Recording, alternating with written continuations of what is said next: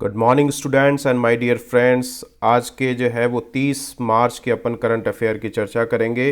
तो आज जो है वो डेट हो गई है 30 मार्च 2021। इस दिनांक के कुछ महत्वपूर्ण करंट अफेयर की अपन चर्चा आज करने जा रहे हैं।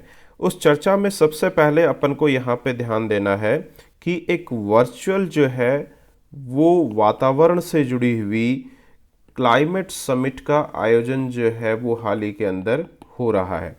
और इस समिट का होस्ट जो है वो कौन कर रहा है? अमेरिका करेगा, जिसमें जो है वो 40 देश पार्टिसिपेट करेंगे भारत को मिलाकर। तो यहाँ पे यही उद्देश्य है कि पेरिस एग्रीमेंट के मुताबिक या अलग अलग तरीके के क्लाइमेट एग्रीमेंट के मुताबिक जो है वो यहाँ पे फॉलो अप हो रहा है या नहीं हो रहा, या आने वाले समय के अंदर जो है वो क्लाइमेट चेंज को इससे कैसे लड़ा जा सकता है। इसके बाद में जो है वो यहाँ पे और महत्वपूर्ण जानकारियाँ कौन सी हैं जो आपको ध्यान रखनी है। एक 4th एडिशन जो है वो यहाँ पे आयोजित होने जा रहा है। खेलो इंडिया जो है यूथ गेम से संबंधित है ये। तो खेलो इंडिया जो है वो यूथ गेम्स जो है ये आयोजित होने जा रहे हैं 2021 के अंदर। और कहाँ पे आयोजित होंगे? हरियाणा राज्य के अंदर आयोजित होंगे। लेकिन खास बात यहाँ पे क्या है कि योगासन को यहाँ पे शामिल किया गया है, ये आपको ध्यान रखना है। योगासन को यहाँ पे जो है वो इसमें सम्मिलित किया गया है पहली बार।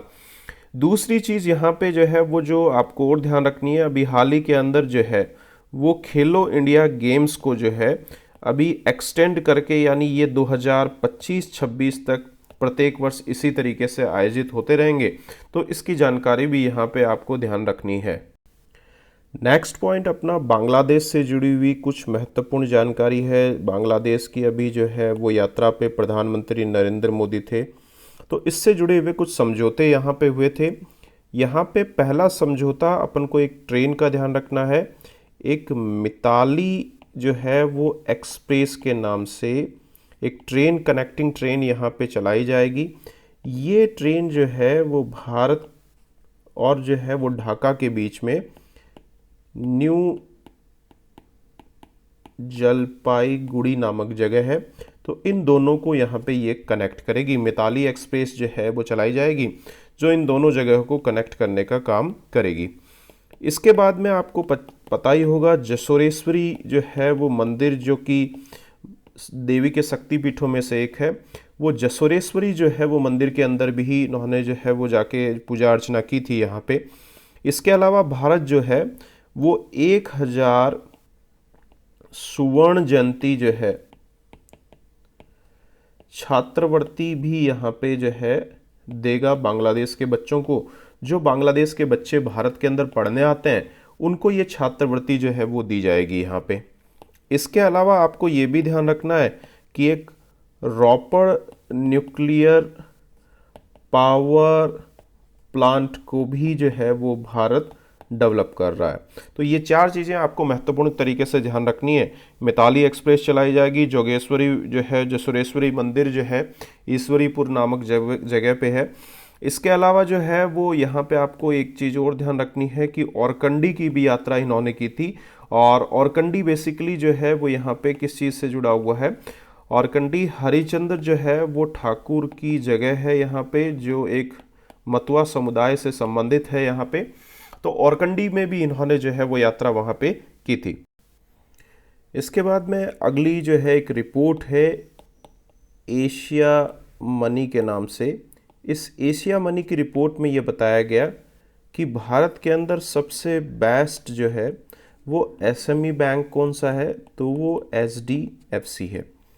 इसके अलावा इसी रिपोर्ट में ये बताया गया कि भारत में सबसे अच्छा डिजिटल बैंक जो है वो किसको दर्जा दिया गया है? एक्सिस बैंक को। इसके बाद में इसी रिपोर्ट के अंदर ये बताया गया कि सबसे अच्छा डोमेस्टिक बैंक जो है वो कौन सा है?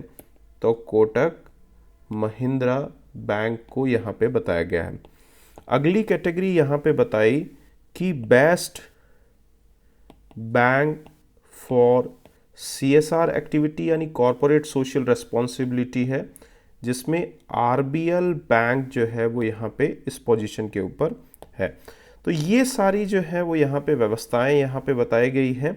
और ये एशिया जो है वो मनी नामक रिपोर्ट से ये सारी चीज़ें यहाँ पे सामने निकल कर आई, जिसमें बेहतरीन small medium enterprises bank SDFC बताया गया, महाराष्ट्र इसका मुख्यालय है। डिजिटल बैंकिंग सबसे बेहतर एक्सिस बैंक की बताएगी।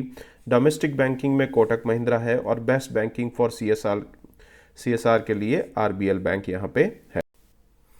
अगली महत्वपूर्ण जानकारी अपन उत्तर प्रदेश से संबंधित यहाँ पे कुछ चीज़ें जानेंगे। उत्तर प्रदेश में देखो पहली बार जो है वो यहाँ पे ब्लॉकचेन आधारित जो है, यानी blockchain based solar power trading करने वाला पहला राज्य जो है ये बन जाएगा यहाँ पे, ठीक है। इसके बाद में यूपी से ही संबंधित एक चीज़ है कि अयोध्या की जो झांकियाँ थी, जो 26 जनवरी को यहाँ पे लाल किले में दिखाई गई, वो यहाँ पे सबसे जो है वो सर्वश्रेष्ठ झांकी का यहाँ पे इनको दर्जा दिया गया था, तो ये भी आपको ध्यान रखना है। इसके अलावा कुशीनगर नाम सुना ही होगा।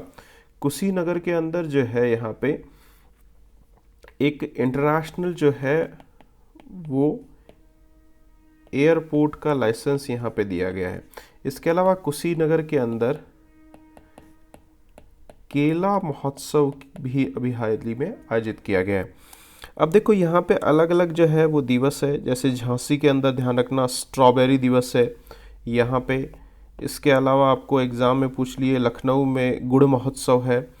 इसके बाद में एक यहाँ पे और है सिद्धार्थनगर।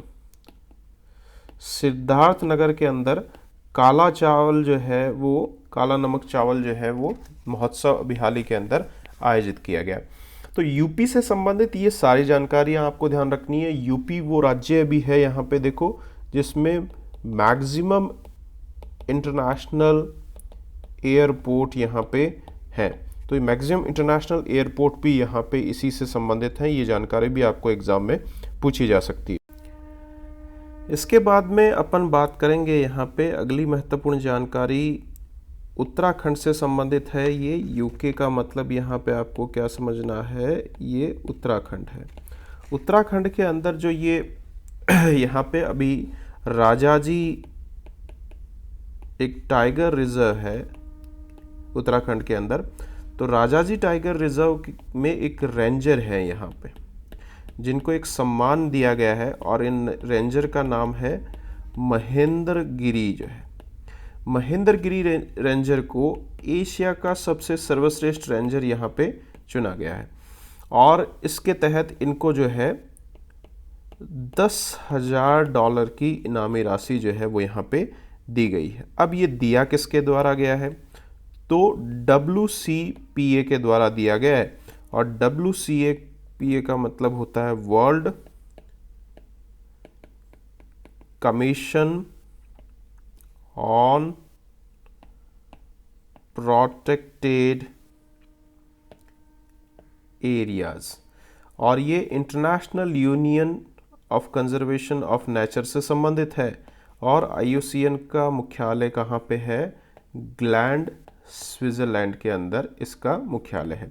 तो ये सारी जानकारियाँ भी यहाँ पे आपको ध्यान रखनी है कि पूरी एशिया के अंदर महेंद्र गिरी रेंजर को सर्वश्रेष्ठ रेंजर का यहाँ पे सम्मान जो है वो दिया गया है। अगली जानकारी बिहार से संबंधित है।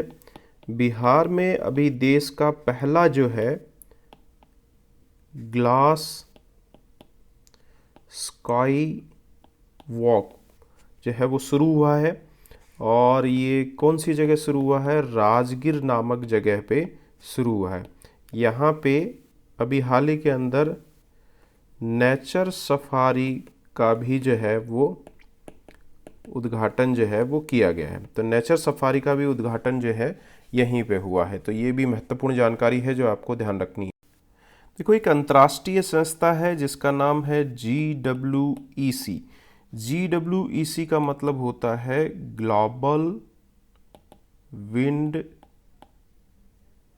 Energy council. कल अपन ने देखा भी था कि इसका मुख्यालय कहाँ पे है, बेल्जियम ब्रुसेल्स के अंदर है। इस संस्था ने ये बताया है कि वर्ष 2020 जो है वो अब तक का जो रिन्यूएबल एनर्जी जो यहाँ पे बनाई जा रही है, उस रिन्यूएबल एनर्जी के अंदर, जिसको अपन हिंदी में बोलते हैं अक्षय ऊर्जा, तो इस अक्षय ऊर्जा में जो भूमिका यहाँ पे विंड पावर की है, तो विंड पावर के लिए वर्ष 2020 जो है वो अब तक का सबसे बेहतर जो है वो वर्ष रहा है। इन्होंने इसका ये आंकलन करके यहाँ पे बताया है।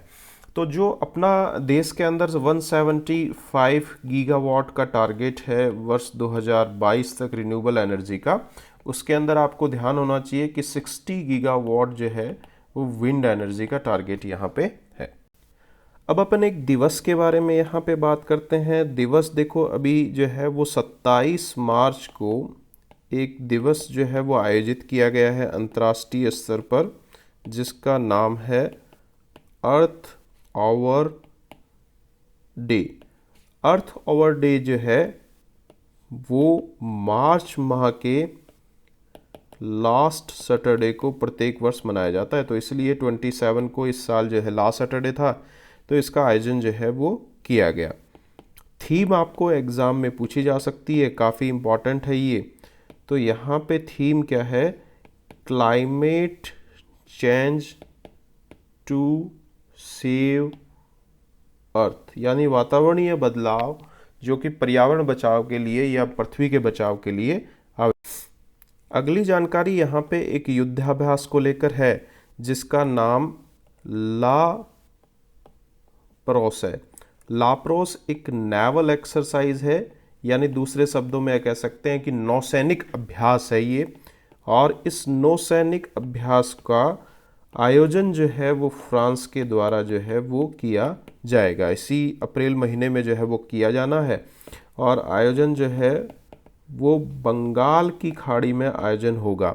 और यहाँ पे क्वाड देश भी यहाँ पे पार्टिसिपेट कर रहे हैं, यानी इंडिया इसके अंदर पार्टिसिपेट करेगा, ऑस्ट्रेलिया यहाँ पे पार्टिसिपेट करेगा, जापान के द्वारा पार्टिसिपेशन होगा, अमेरिका के द्वारा पार्टिसिपेशन यहाँ पे रहेगा।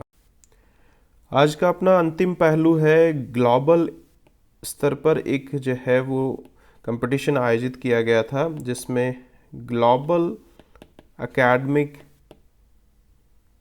चैलेंज का अवार्ड भी दिया गया। 6.0 नाम से ये अवार्ड है यहाँ पे।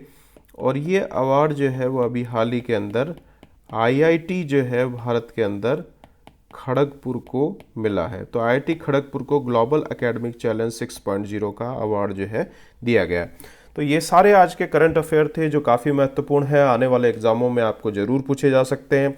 आपको ये वीडियो कैसा लगा कमेंट बॉक्स में ज़रूर लिखें, और इस वीडियो को ज़्यादा से ज़्यादा अपने दोस्तों के साथ शेयर करें। सेम टाइम पे मुलाकात अपनी फिर से होगी नए सवालों के साथ, नए जोश के साथ।